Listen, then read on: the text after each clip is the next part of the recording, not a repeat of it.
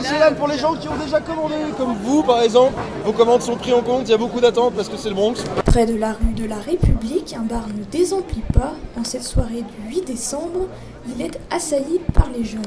Assis à une table, Julia, Thibaut, Mathieu et Réjeanne, la vingtaine, attendent tranquillement leur commande. Étudiants à Lyon, ils se sont retrouvés un peu plus tôt dans la soirée pour aller à la fête des Lumières, de Saint-Jean à l'attraction du Dragon, en tentant vainement d'aller place des terreaux. Que représente vraiment cette fête pour eux?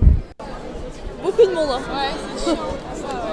Moi personnellement, on y va chaque année, mais au final on voit pas grand chose parce que ça nous. Enfin, il y a vraiment beaucoup trop de monde et c'est là qu'on voit tout le monde qui est à Lyon. Et c'est vraiment horrible quand on est assis, on a l'impression d'être dans un concert. Enfin, c'est absolument, voilà, un giga concert et c'est pour ça qu'au final on y vient à l'origine pour aller voir les illuminations, mais on en voit très peu et au final on finit dans un bar. c'est ça. Hein. Mais alors, s'ils se retrouvent pendant cet événement, n'est-ce pas plutôt parce que cela devient un prétexte pour faire la fête? Ouais, dans notre tranche d'âge, je pense que c'est ça. C'est plus pour se retrouver entre amis, plutôt que vraiment voir les lumières, quoi.